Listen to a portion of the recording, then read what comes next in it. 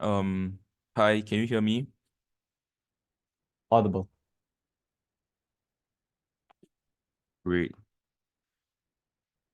Starting in three, two, one. An idealistic and optimistic perception is a world where people believe that democracies work, that our democratic politics work, that everyone's voice will be taken into account.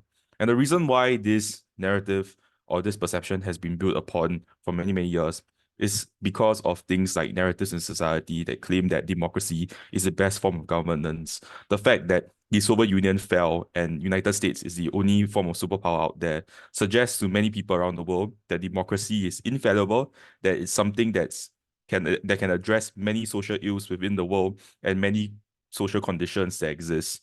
But the issue is that democracy is very flawed because people who are privileged tend to continuously be in power because they have more resources to fund their campaign. At the same time, people who at the same time, democratic politics tends to turn towards majoritarian politics. So it leaves behind many groups of people, especially those who are poor, especially those who are disenfranchised, especially those who are minorities. The issue here is that in all those problems with democracies, even things like not having some certain groups of people not having access to vote, people generally believe and genuinely believe that democracies can solve this problem because democracy is infallible. Because any kinds of issues that democracy has can be solved just by altering the system in just by um through the processes of democratic politics in of itself. This is why we think that a world where people are generally cynical and pessimistic, people are more critical of democratic structures, and therefore this leads to better outcomes for not just for democracy, but for people on the ground. Our first piece of framing is that people are still going to engage with democratic processes on both sides of the house. And the reason why is because democracy is still the best alternative to any form of governance out there because the alternative is authoritarianism. And most people generally want to preserve their own civil liberties, which is why they are willing to engage with democracy. At the same time, people have selfish interests in terms of furthering their own goals and ensuring that their voices get heard, which is why they still continuously vote and engage in the democratic processes. Even in places where voting is ambiguous, like Singapore, for instance, people are legitimately cynical of politics because you actually can't get much political change in Singapore. But many Singaporeans still vote and they still vote against the government because they see it as a way to protest against the government and to have their voices be heard. So just because you are cynical and pessimistic about democratic processes doesn't necessarily mean that you are apathetic and do not engage with democratic processes at all. Our first argument then is that we think you get better democracy insofar as people are more informed in their voting. Because the issue on their side of the house is that when people are idealistic, and believe in democratic processes, they're less willing to critique governments as a result.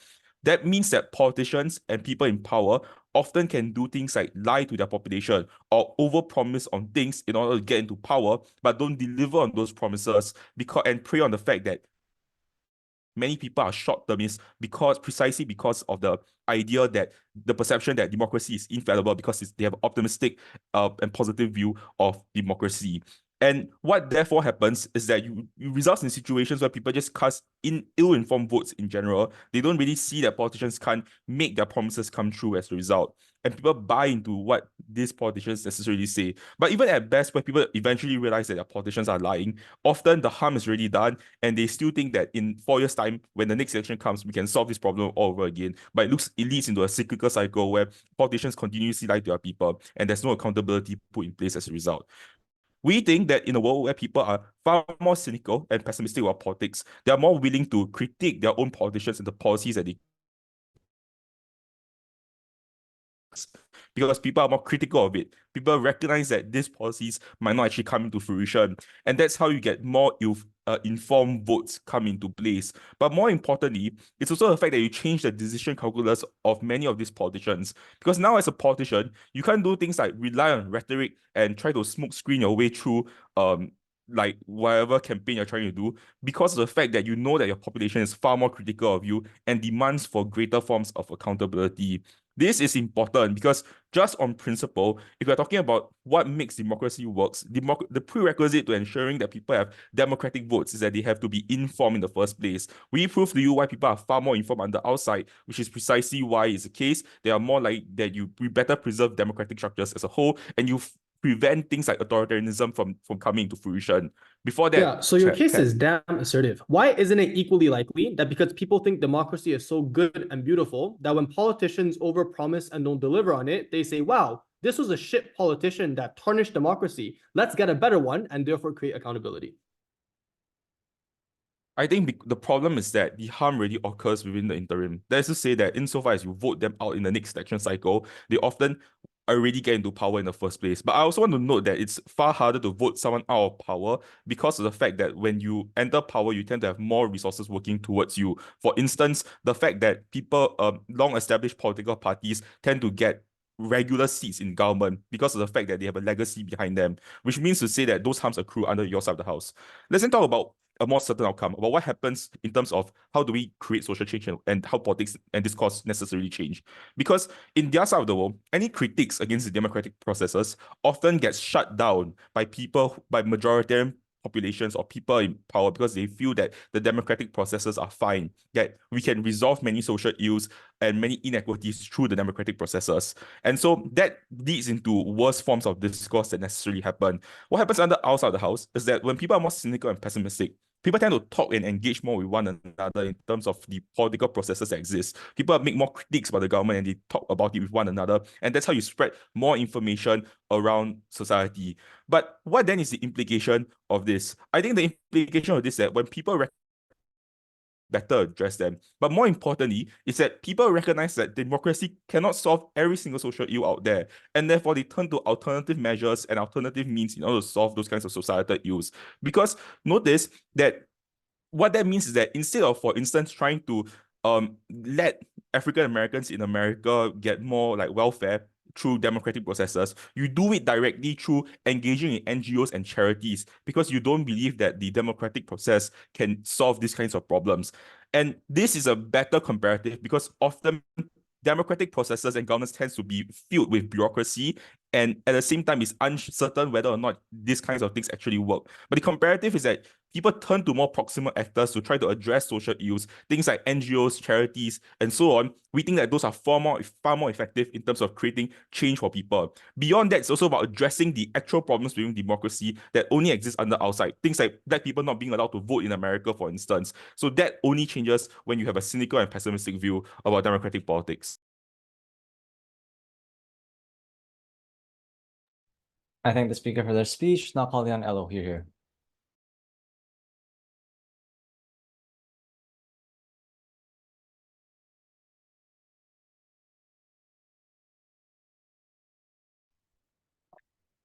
Okay, am I visible and audible? You are. Okay. Just to clarify, I prefer verbal POIs. I won't be checking chat. Time starts now. I want to make one thing very clear. Democracy is not perfect. The difference then is having a positive view of something does not mean you automatically believe that democracy is infallible, that you buy into whatever politician that people push in front of you. I think people just believe that democracy is just the best form of government whatsoever just because you have an idealistic perception. You desire an ideal version of politics. You actively try to think of ways that you can improve. You demand politicians to do better because you actually believe that they have the capacity to be better instead of being cynical, instead of believing that your government is just shitty. Secondly, note that proposition's case is extremely contradictory and assertive. They tell us that people vote because they want to get change, but also that it's so difficult to push politicians out. Please pick a side. Firstly, why that you just do not vote under populism. When if you vote, you lead a populist politician, and thirdly, why you have no accountability whatsoever. With that first argument on why you have no engagement with democracy on proposition side, the premise of this argument then is that voting takes a huge amount of effort. Note that this is going to be the only analysis that comes out so far because PM did not give us any analysis.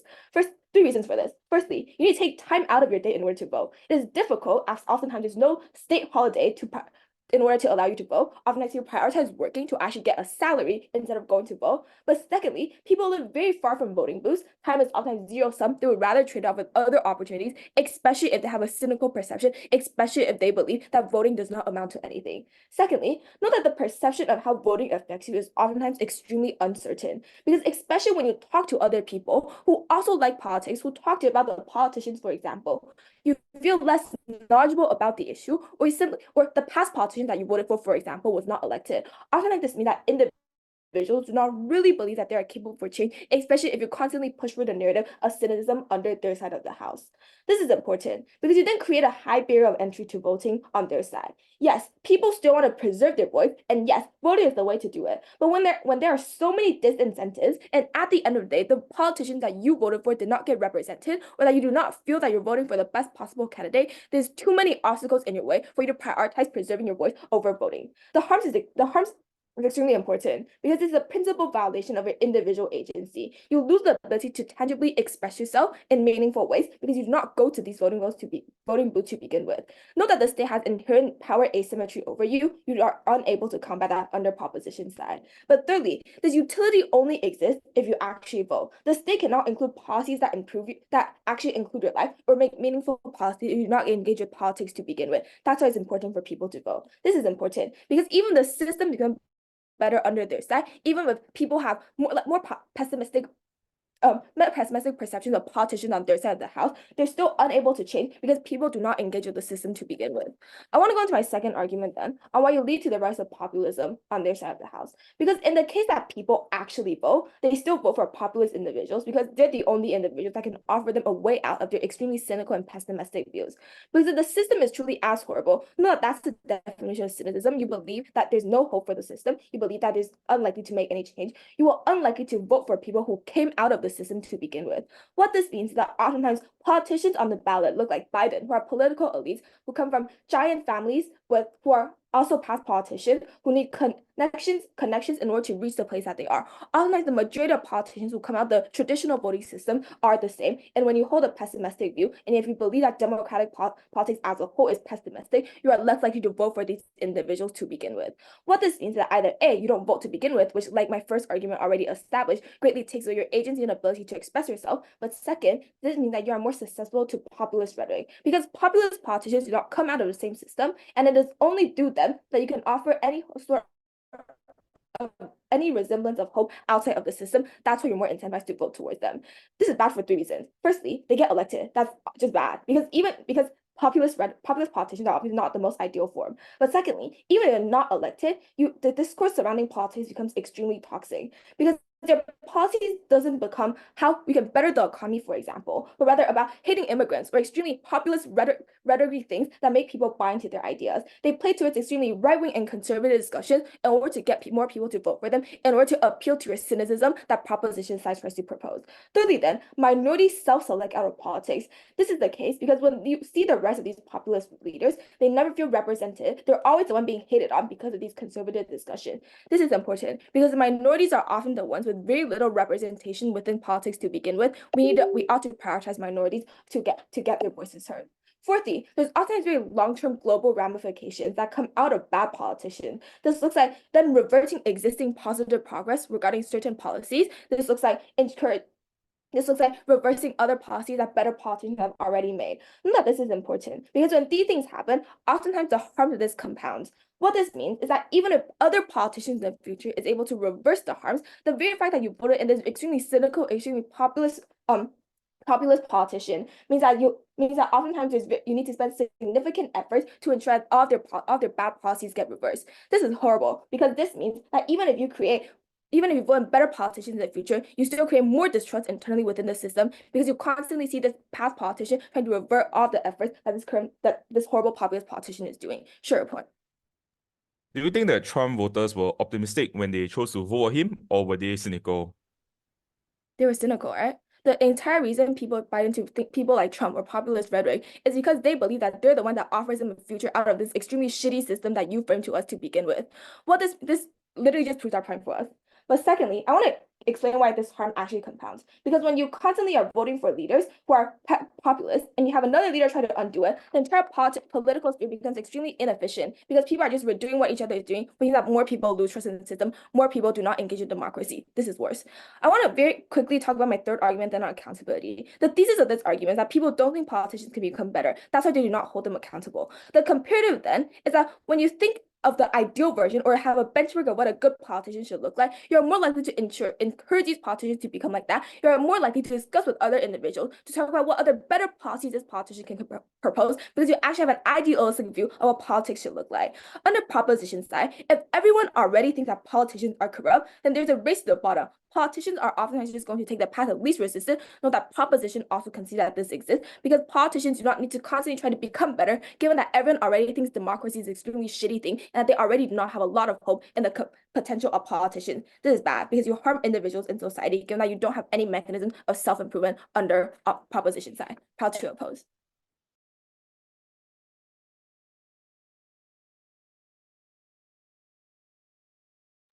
Thank you for that speech. Now calling on DPM. Here.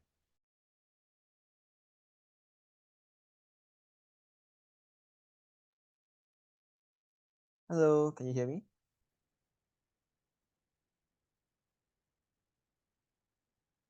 Hello?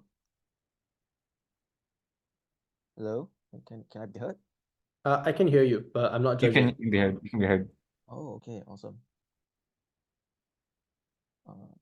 Just let me check my audio. Am I louder like this, or is it the same? It's about the same. Yeah, okay. Good enough. Starting my speech in 3, 2, 1. So Raymond was highly pessimistic and cynical coming into this tournament. And the reason for that was because there were 83 teams. The teams were really good, and you guys were gonna only break 8 people. How did we debate? I would think that we did fairly well. I think that just because we were cynical does not mean we just roll over and die and just were apathetic in our debating. The clarification here that I want to talk about is on apathy. So I think some people are going to be apathetic on both sides of the house, because if I am apathetic, because if I'm cynical and I think democracy is not going to work, then I might not vote. But similarly, if I'm optimistic and I think democracy is going to work anyway with or without my input because of the fact that I might not know what's going on, then maybe I don't vote either. So let's just be charitable and talk about the debate where there are people who care about politics and how does having a certain mindset changes the way that they vote. The second clarification that I have is, what does being cynical against democracy and democratic politics actually mean? Because I guess LO was right to some extent in saying that, hey, if you are against democracy, you just don't think it works, then therefore you might vote for someone who is very outright, and then that makes it difficult because that person has bad policies. And then Wayne peels out and say, well, if you're voting for someone who is on the outright because you're cynical, are you optimistic that that person is going to be successful also? So then that's probably a bad way to figure out that debate, because it's purely on semantics. So let's just align on what cynicism probably means.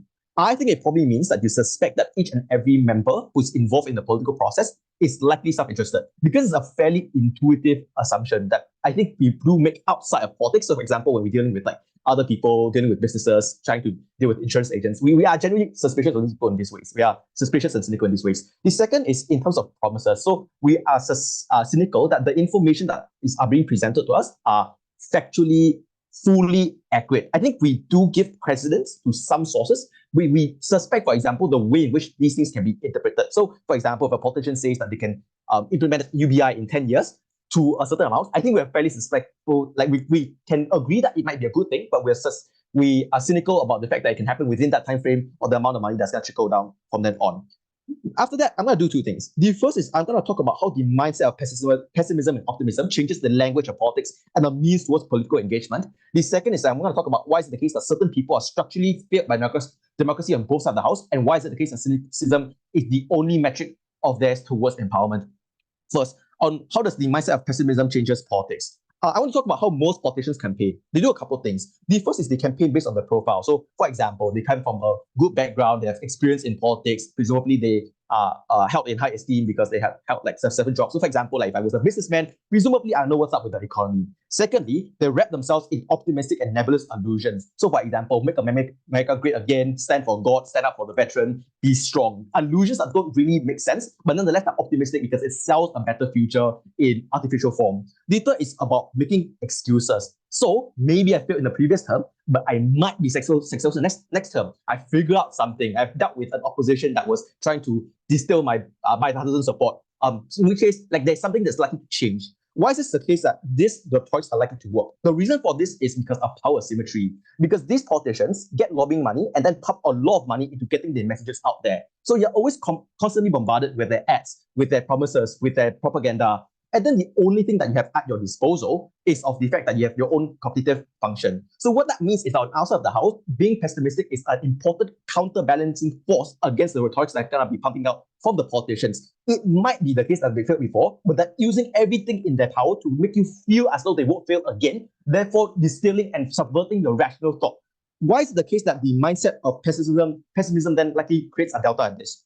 The first is, I think you're just generally less receptive to mindless rhetorics. And the reason for that is because you assume that each and every individual is self-interested. He has an agenda to sell me this image. Let's look into whether it's the case that it's actually viable to the extent in which he said that he did. The second thing that you naturally are going to do then is to invest more time in research, in discourse, in investigation. You're more likely to scrutinize and look into the dissenting form of the viewpoints that are not promoted by the politicians, which are important viewpoints but are not prompted or promoted by other actors to the same degree. And what that does is that creates the level playing field by which you have a lot of information to work with to then actually make the decision as to who you want to vote for. Before I go on, I'll take that POI.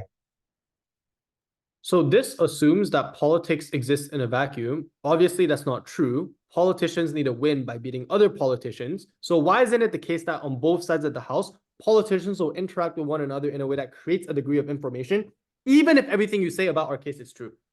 So I think the reason for that is because structurally, in a lot of places, the powers in politics is asymmetrical. Some people out there are a lot better and more powerful at selling these rhetorics. In those situations, this is then the automatic capacity for us to guard against that.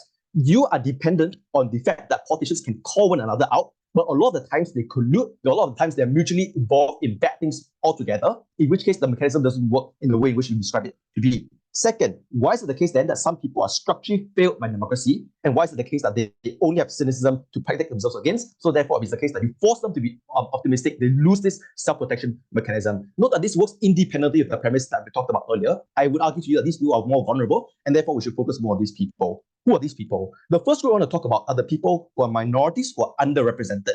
And the reason for that is because just because a policy is passed in their favor does not mean that's executed in the way in which they are likely to be benefiting. For example, just because you increase funding in education does not mean that all of that money trickles down onto the ground into effective education policies to make it so that like members of niche minority groups have access to this educational infrastructure and can leverage them off to empower themselves. Second, it's just the poor whose conditions are complex and difficult. So like welfare packages, just because they get bigger, are not automatically true that like they trickle down to these individuals. They might face prejudice or accessibility issues to actually claim these funds onto their own and improve their conditions, etc. The reason why this is likely to be important is because it's not clear as to why is it the case that they always score massive electoral wins. If it's the case that, for example, you are a worker and you're always being funded around and ping pong between politicians regarding like workers' right protection, then you cannot rely on these things solely. And if it's the case that if you combine this frame with the problems that I talked about earlier, if it's the case that you heavily buy into the fact that these politicians always sell themselves as the most effective and sole solution, there's likely to be the case that you dedicate a lot of your time and resources to empower these politicians who do not have a structural reason to act for your self-interest. So what is probably more productive on our side of the house is beyond just voting for these politicians, perhaps to scale back on your level of investment, perhaps, for example, still protest, engage with workers' unions, trying to channel some of that money into insurance because you know that you have to play your basket right and that like you cannot just have one win condition towards empowerment. Insofar as that's true, I think what we have on our side of the house is for the vulnerable to safeguard themselves better, independently of the propensity of the election process. And for all these reasons, please side with government. I thank the speaker for their speech. Now calling on the Elohir here. Hi, can everyone hear me? Clear. Perfect. I'll take a POI from chat. So if you can put it in the chat, I will take you. Or maybe I won't take you. But hopefully I will take you because that is important for engagement. Sorry, I'm actually just losing my mind. It's been debating all night, so that's why I'm sounding delirious. But my speech will be better. Cool.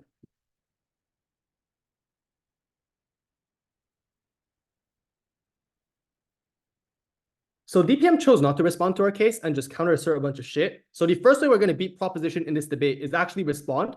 So we win on the basis of engagement. And it's too late for GovWhip to be the first Gov speaker to respond to the leader of opposition case.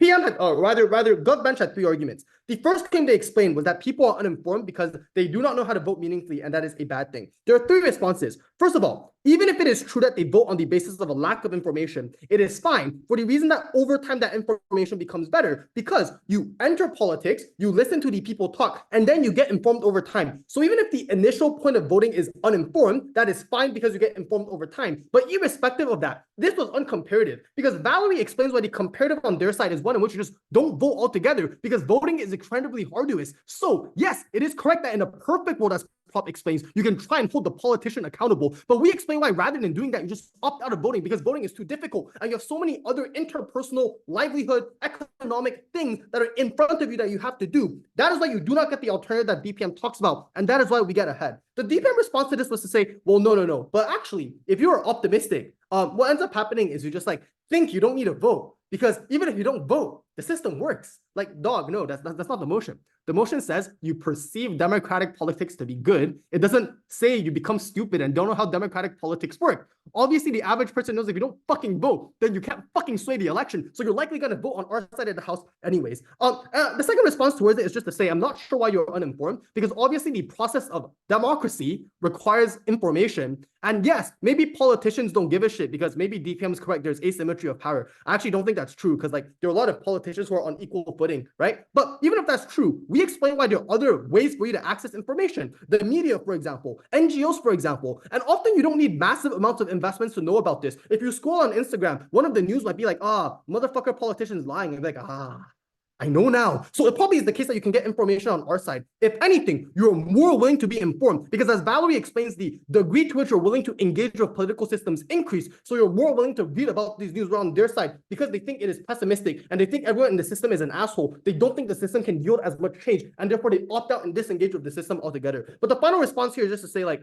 even if everything they say is correct, like fuck this shit, it's fine because people obviously have lived experiences. So even if it is the case that like, you don't really know a lot about the world, you can still vote on specific issues. Like you don't like the fact that you don't have that much fertilizers as a farmer and you vote on the basis of that. So it's unclear as to why being uninformed is bad, but it is also unclear why you're uninformed in the first instance. The second claim they explain is to say, but now there's a massive smokescreen and that's bad because now politicians can lie out of their ass. First of all, the response towards information explains why that won't happen because now you get access to information. But there are 2 additional responses that we also explain in substantive to no response from DPM. The first is the propensity for you to hold politicians accountable when they do smokescreen tactics is far less on their side of the house because when you view political systems as inherently pessimistic, what ends up happening is that the relative benchmark you have for what is good and what change can be is far less. And what that therefore means is, yeah, maybe you know the system is fucked, but because your perception of democracy is that it is always fucked and people are always self-interested, you don't really know what the change can look like because you know that there is a problem, but you don't know what the solution is because what is a good version of democracy? Because majority of people on prop thinks that democracy is always bound to fail, which means the propensity to create accountability and hold them accountable goes away. Whereas on our side, because you know what good democracy should be and people broadly believe democracy ought to be good, you know exactly how to hold them accountable and the degree to which you want them to become better. That is why accountability is better on our side. Again, no response from this from DPM. But finally, we explain why politicians in the vast majority of cases are little pricks, which is if they really cared about the world, they'd go towards Africa or Latin America or towards areas that have massive amounts of harm, for example, rural Taiwan, and just like be a philanthropist there. But they aren't because they're also self-interested assholes that care about their things. What that means is that they're self-interested as DPM concedes. The reason why this is important is because if this is true, what we said from Valerie, which was not responded to, holds true, which is there's now a massive race to the bottom on their side of the house. Because if politicians realize that people don't give a shit about democracy or have very low expectations, then they're going to do the bare minimum necessary to win. And as a result of that, the extent of policies that exist on their side are going to be quite shitty. Whereas on our side, there is a race to the top. Because when people's expectations are high, politicians need to outcompete one another in order to get the vote. Because people realize that the system can be better. That is why we went on the basis of accountability as well. The final thing they say is, like conversations through NGOs are important. First response, you can get that on our side of the house because people have lived experiences and therefore are able to have conversation anyways. No, thank you, Wayne. But second of all, I think NGOs are far less likely going to work because they need the government to be functional. If people don't think the government can work for the reason that that is the default burden that prop needs to defend, then why the fuck would people opt into NGOs? They just go home, wank, and play video games because they do not think NGOs can work. Because how are you going to solve police brutality without changing a political system? But you can't do it because you think it is pessimistic. That is why they are behind in this debate. There are two ways in which we win this debate. The first way, and this is very important, is we explain that people stop voting because voting takes massive amounts of individual effort. And as a result of that, when they don't think there is a certain result or don't think the system can ever be changed, they just stop voting altogether. There are two ways in which this wins. First of all, this is logically prior to everything on Gov, because in order for any of Gov's impacts to kick in, you need to buy that people are willing to engage with the system. We prove the converse. They haven't proved why people choose to vote in the first instance. But second of all, this suggests that the alternatives on their side are worse.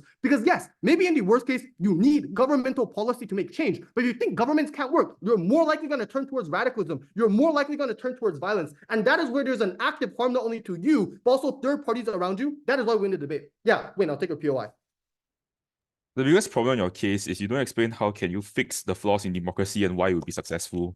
Good. You fix the flaw by saying, hey, we want something better, and it becomes successful because politicians will race to the top. Because politicians do think in accordance to the opinions of people. Opinion of people on your side is very low, so they're going to do the bare minimum possible. But even if that's not true, the last way in which we win this debate, which again was not responded to, was populism. This takes on the highest ground. Let's assume Gov gets all of their impact. We explain why the way in which people vote changes for the worse. And there are two mechanisms we explained that was not responded to. The first is the reason why you choose to vote for populists is because they're seen as not part of the democratic political system. They're seen as outsiders that actively shit on politics. But second of all, because all of their policies oftentimes are antithetical to the establishment. Look at Orban, look at Trump. All of these people say, we hate democracy, we hate all these people. These people have fucked you up because the system of democratic politics is one that is corrupt and cynical. And that is why people, when they perceive democratic politics to be pessimistic, vote for them. That is why there's an active harm towards other individuals' ability to access freedoms, other people's ability to choose to vote, and other people's ability to have good policies that lead to good lives.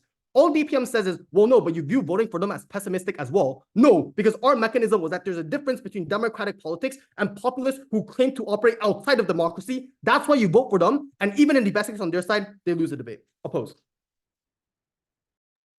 I thank the speaker for their speech, not calling on government whip here.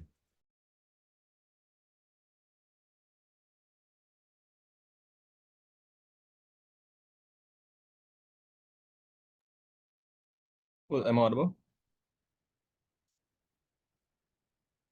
You are. Yeah.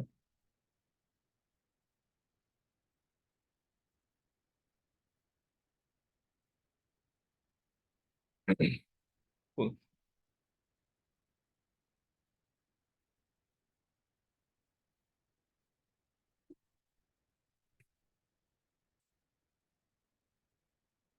Starting my speech in 3, 2, 1. Wayne's framing wins the debate outright because we still explain as to why people still have an incentive to preserve democracy because it's the next best alternative as opposed to things like authoritarianism or things like autocracy that fundamentally restricts and also throws away your agency, which is why you value things like direct action. That's why you donate to charities, for example. You still believe that your agency matters within the system. So I want to engage with democracy first. So a cynical and a pessimistic perception of democracy means that you believe that democracy can be thwarted and can be overthrown even within a democratic system. See the Trump administration or potential Le Pen or Orban administration, for example. So under our side of the house, you acknowledge and view that democracy can have various flaws and still engage and take your time out to vote precisely because you believe that insofar as those flaws are able to materialize or insofar as there's a risk of those flaws materializing, the system would have relapsed into things like authoritarianism or autocracy, which are significantly worse for you as an individual. So you have more reasons to want to go out and vote precisely because you believe that democracy is flawed and vulnerable and susceptible to malicious intention because you still view that democracy is not good, but certainly the best system that you have. So that sort of fear motivates you to go out and vote as well. But let's flip this and explain why optimism tends to encourage complacency. Because an optimistic view sees democracy as having flaws, but oftentimes the solutions themselves are self-correcting. So you have less reason to vote in elections that you view to be low stakes or predictable, for example, because they're like, because you believe that the system would have prevailed even without you. So you have more reasons to put your faith in other people to vote correctly and thus prioritize your work more because it's something that's a bit more proximate to you. So you believe in the good faith of others as opposed to yourself, and that's just something that's fundamentally bad as well. But lastly, in fact, we also argue that people still want to engage, but the ways in which individuals engage with politics is different now. So the opposition comparative means that you are often involved and on scale, by the way, for electoral politics and only electoral politics, because you believe it is the most effective means of change, even when Wayne thoroughly points out that it's not. Wayne gave a variety of reasons why democracy right now is flawed, for things like lobbying, for things like the fact that it's very slow, for example, that it's very bureaucratic, for example. What this means that under the cynical view, the way people view and engage in addressing things like social ills, for example, are oftentimes more grassroots, more decentralized and local. So you donate to a charity or engage in a Black Lives Matter rally, for example, as opposed to donating to the Democratic Party or the African American GOP caucus, which is good because the exercise of your agency matters more now, and you're at least able to directly find a solution towards these social ills as opposed to relying on democracy, which oftentimes carries a very speculative outcome. You may never know whether or not Biden is going to win the election. You may never know whether or not Trump is going to be elected to become the next American president as well. Second, it's on populism. So this argument is a bit weird. So we argue that it's not the type of politician that people vote. We argue that the kind of political rhetoric that people engage with changes. So I want to just argue that this is just plain wrong. I'm not sure why pessimistic individuals on their side, when you engage and when you have populist leaders spouting very big and very grandiose promises, suddenly become optimistic and believe that the system can work. Because the motion does presume that you are very cynical or very idealistic, which means that people are going to be more wary and cautious of campaign promises. So under the opposition comparative, a very key question remains: who then do you vote for within these elections? Because if it is true that you genuinely believe that democracy is a bastion and a driver for big and grandiose changes, you're more susceptible to populist rhetoric that utilize and say that they'll do XYZ big thing via democracy as well. Therefore, you're also more susceptible to a lot of populist rhetoric surrounding big grandiose change that may never happen. So the worst part about this is that when politicians overpromise, you'll be like, that's not cool, bro, and then you vote them out in the next election. But you believe that this is the only and the most permanent solution towards that problem, which means that you don't identify the underlying problem that exists within the democratic system. You believe that this is an isolated incident of a corrupt politician being corrupt as well. So the ground comparative is that people's expectations are very much tampered with. So when you overpromise, for example, what that means is that because Wayne points out that it's often worse because these populist leaders are already elected as well. So under their side of the house, the first instance of elections and propping out populist leaders are a lot worse. You therefore have to engage with that as well. This means that even if people are indeed informed, that doesn't matter because you can be well informed and also be pessimistic and identify the problems within the democratic structures as well. Your LO then argues that being ill-informed and voting for populist leader is bad, which is contradictory to what you say. You say that people need to rely on things like lived experiences. So if they want to argue for more fertilizers and more agriculture, for example, even when it's an ill-informed choice and they vote for a populist leader, that's still valid. I don't think that's true, and I don't think that we should prop up populist leaders because of lived experiences, especially when it does involve other sectors of the economy and also involves other minorities and other actors as well. So you can believe that democracy is vulnerable to failure. I think that pessimism enough. So I think that's like pessimism enough. So when you see politicians engage in bad behaviors, for example, you will still call it out nonetheless on both sides of the house. The difference here is that the solutions that you see under the optimistic view is that you see voting this politician out or seeing that you vote in another good politician, for example, as being the solution, as opposed to seeing the underlying structural issues that exist within politics. Lastly, is accountability. So actually, before that, sure. Yeah, so you're missing the nuance of our case. Our case is that populists often claim to be outside of the political system. So if you're disillusioned with the system, you vote for these people. But also, you can't just say people become wary on your side, because that's not what your first two speakers said. So it's obviously a case shift from the third prop. No. I think people, like, the whole point of Wayne's speech was the point as to why politicians are likely going to engage in more realistic campaign promises because people are wary and cautious. So the idea here is that people can claim to be outside of politics and bring in grand change within politics. So the idea about populism is that they don't engage in direct change. They say, for example, Le Pen or Orban, for example, they say that I'm outside the political arena and I want to engage in politics via democracy to bring in all these big changes. So which still falls under the purview of operating within the democratic system to bring in these grand changes as well. So under your side of the house, you still need to defend that even though they are outside the political arena, the way that they engage in politics is still within the democratic. It's still within the democratic system as well. So on accountability, the comparative here was not enough expectation. The comparative here was high expectation. So when you see politicians engage in very tokenistic or very apologetic behavior, for example, you see that as being enough to fix the flaws of democracy. So you won't do anything better to at least address the underlying problems of it. It's either that or the second scenario where because you have higher expectation means that anything below that expectation tampers and drags down your spirit. So under their side of the house, it means that regardless of whether or not, regardless of the scenario in which you buy, that there's a high expectation. In and of itself, that is bad because it means that either you see a lot of these temporary solutions as being permanent and self-correcting even when it's not, or you see this as being insufficient and therefore it keeps dragging down your spirit and you believe that you can never get better, and you believe that like you won't achieve a more ideal form of democracy, which also then leads to pessimism as well. So even when you believe that there are corrupt politicians, I don't think that is even when you believe that there are corrupt politicians, for example, we still argue as to why you are still likely going to call them out for being corrupt politician, precisely because you still value democracy under both sides of the house. The difference here is that we identify the specific underlying problems within a democratic structure, and we shift the language of politics to one that engages with genuine change as opposed to over-promising big grandiose rhetoric. For all those reasons, I'm very proud to propose. I thank the speaker for their speech. Now calling on Upwo if you're here.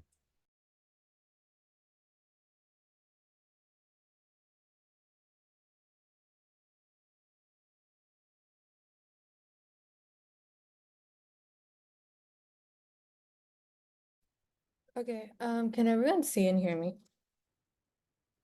Yes. Yes. Okay.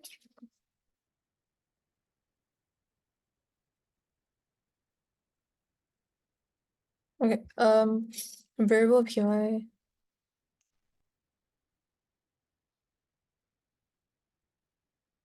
Okay.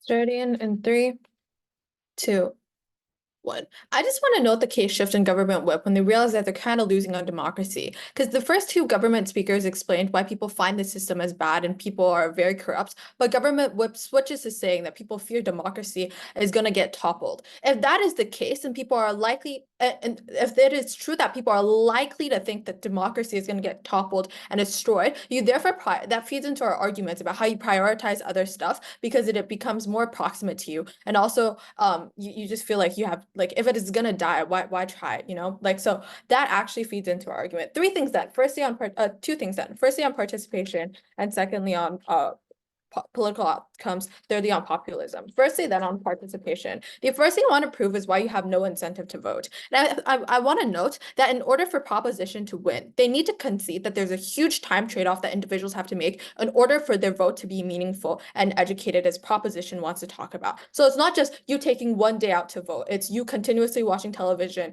30 minutes per day, for example. So two reasons as to why individuals therefore choose to opt out. The first is on the weighing of proximity, right? You can care about your own civil liberties, as PM wants to talk about, but given that they're less proximate to you because you can now rely on the free rider thing that government whip talks about, in which you think that others will vote for you and support your civil liberties, you therefore view as less proximate to you. Versus if you spend the time taking care of your grandfather or doing the homework with your child, for example, those are things you view as only you can do, and therefore you view them as more important, and that is something that you're going to opt into. So voting becomes a secondary priority. But secondly, it's uncertainty, because even if it is true that people are selfish, the more they are selfish, the more they're going to prioritize their own needs and not go out of their way to vote, because it is very uncertain whether or not their vote is actually going to manifest into something, and both sides agree. But if you're selfish, then you understand that, for example, if I spend that voting day working, for example, and I get pay, you selfishly choose that option because you selfishly understand that you're going to get tangible results from it, aka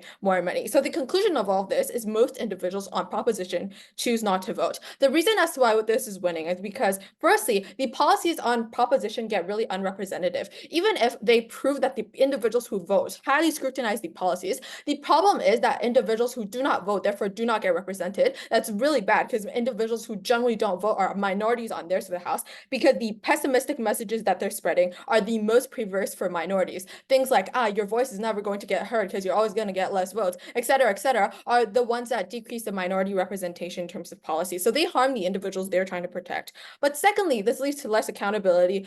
Ted already proved to you why this is logically prior to accessing any of the benefits that they want to talk about. How does this interact with their ideas of like, oh, you can opt into other alternatives such as like charities and NGOs, and they're still helpful? Then the first is that obviously we can still get these things in tangent with you participating politically on ours of the house, right? Obviously, if charities and NGOs are as good as proposition would like to claim, then people have an incentive to join them on both sides of the house. But let's be charitable. Even if NGOs and like charities only exist on theirs of the house, the problem is if the trade-off of not voting is more detrimental than us losing out on NGOs and like charities. A couple of pieces of weighing. The first is that this happens on a very low scale, right? There's high barriers to entry in things like NGOs and the ability to donate. So this means that sure, 10 people join like NGOs on their house, but 100,000 more people vote on our house. That's probably a lot more important. Secondly, as we flip this, right? NGOs are only meaningful on their house if they're only meaningful insofar as they're able to engage with the government. So if they want Black people to solve things like police brutality, for example, you obviously have to lobby for legislative change. So long as the proposition does not believe in the government and collaborating with them, their unwillingness to engage in democracy means that they have an inability to actually create tangible change. But thirdly, even if they're able to create huge amounts of change through charities and NGO, the problem is just very ineffective in terms of time because it's a very indirect way of doing it. We posit voting is much more simpler and you just vote. Before I move on, go. Your side's way of fixing democratic flaws is through voting for politicians through a race to the top. But that feeds into our analysis of how politicians overpromise and lie. Okay, I'm going to prove here in my second clash why political outcomes are more likely to be better in terms of people scrutinizing where they vote. I want to first note that their idea from DPM about how you get bombarded with a bunch of positive rhetoric that this doesn't allow you to vote anymore is non-exclusive because rhetoric is likely to exist on both sides of the house if it's truly that useful. So similarly, you're going to get bombarded with very negative rhetoric on proposition side of the house. The question then becomes whether or not you get more accountability on the policies given that all of these negative things exist within the sphere of politics in and of itself. So I just want to note here that pessimism doesn't necessarily mean you scrutinize more on policy. You could also be resorting to things like name calling or shitting on the political system as a whole instead of scrutinizing actual policies, right? Because pessimism doesn't guarantee that your focus is only going to be on policies. So the reason as to why you therefore get decreased political accountability in terms of scrutinizing political policies and this response to your POI proposition is because of a couple of folds. The first is that when you're pessimistic, you think that you can achieve less with your vote. You feel like you cannot change much, therefore you spend less time on it, given that you understand that the rewards you're going to get as a result of the time are pretty marginal. So you spend less time looking at things like policy and calling out. Versus on the house, if you're very optimistic that your vote is able to change things, you're going to spend more time because you see a higher reward in which you're going to be able to get. But secondly, if you're optimistic, optimism doesn't mean looking at the world with rose-colored glasses, right? You value the ideal democracy that you have right now, and you have an incentive to preserve it. So the more you value democracy, the more of an incentive you have to scrutinize policies and understand whether or not you're being scammed because you have incentive to preserve what you have and you value what you have. But so all of this suggests that there's more political scrutiny on our side of the house. But even if we don't get political scrutiny, we still win because of reversibility. On opposition, if you vote one wrong politician, individuals just give up because this feeds into the ideas of pessimism. The liars always are this enables the lies that PM wants to talk about to stay within politics. If it's on opposition, you choose to preserve your democracy and you choose to vote them out for someone better. Lastly, then on populism, the only response they give us is that you believe in random politicians on ours in the house. The first is that this is contingent on proposition proving that they get more policy engagement. I literally just proved to you as to why they get decreased policy engagement. So this probably already falls. But secondly, you can be wary about the system, etc. on there. So even if you're wary of the system, the more you're wary of the system on there's the house, the nuance of our case was that people are wary. If they're wary of the political system, they therefore do not support anyone on the political system. People like Joe Biden, for example, and therefore opt for people outside of the political system like Trump. The reason as to why populism was winning is because the effects are just too harmful, right? Trump literally backed out of a bunch of agreements, harmed a bunch of minorities. That is not something we want to risk. Because of all these reasons, proud to oppose. I thank the speaker for their speech, not calling on up reply. Here. Am I audible and visible?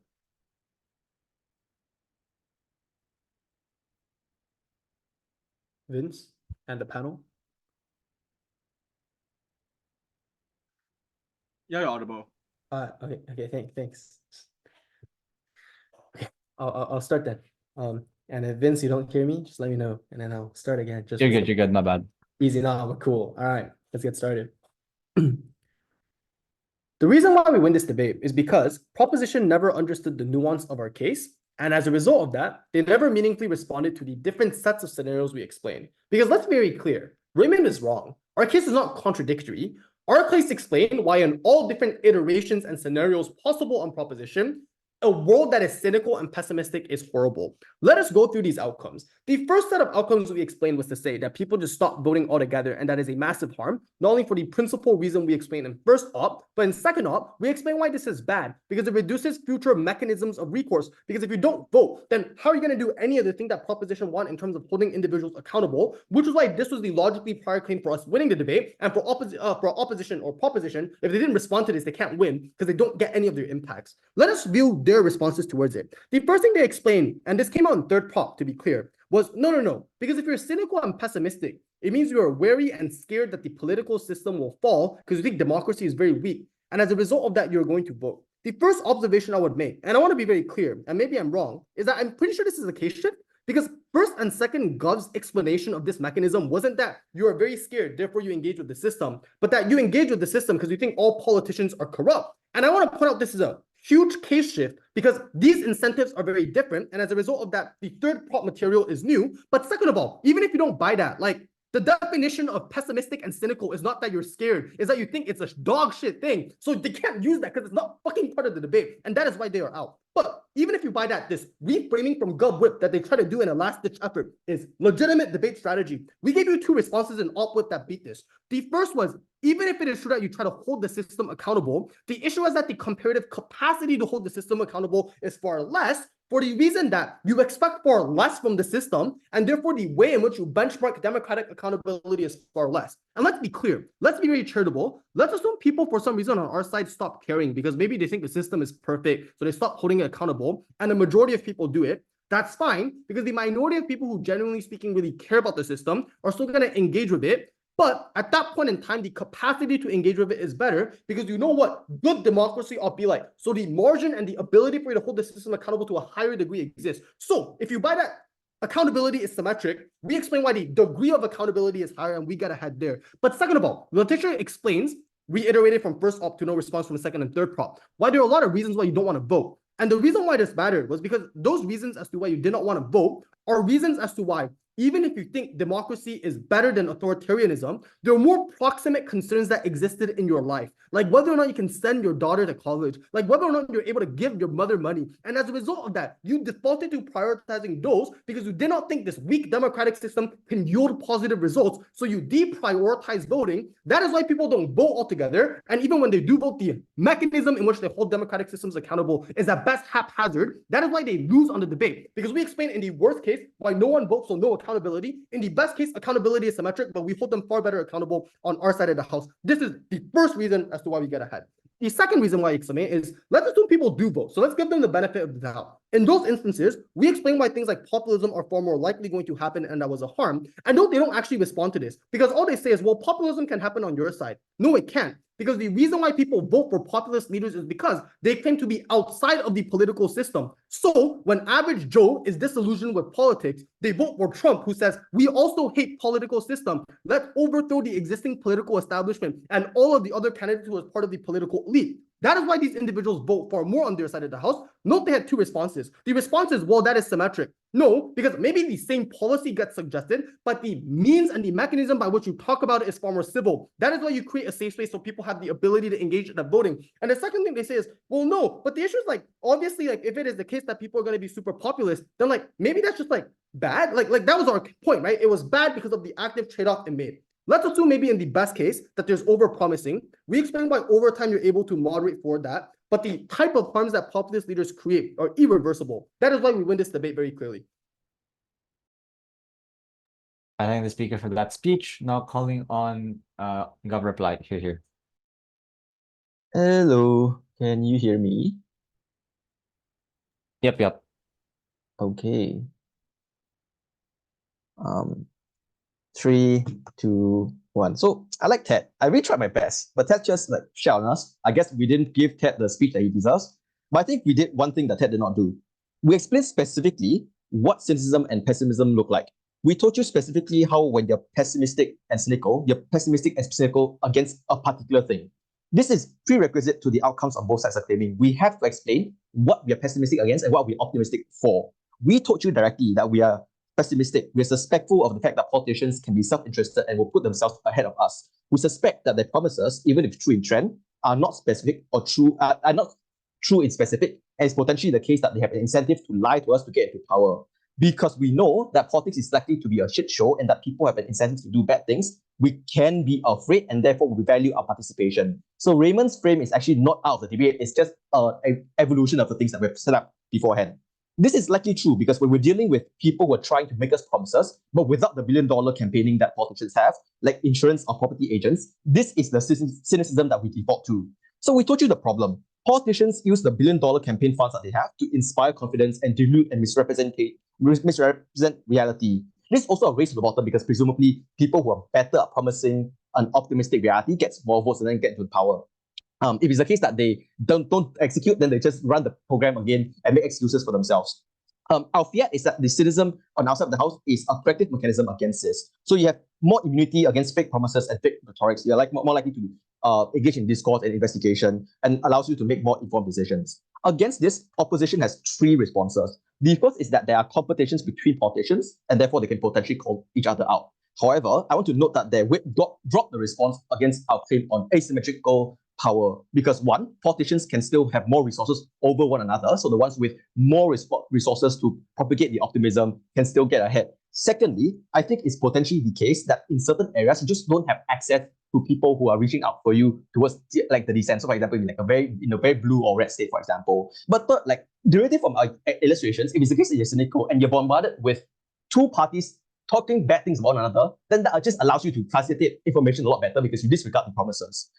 Second, they said that people will just not vote because we just think that candidates are terrible. This is not true. And the reason for that is because they have to engage with our frame on what people are pessimistic for. People are pessimistic about politicians claiming to act in our best interest and claiming to be people that they are just simply not.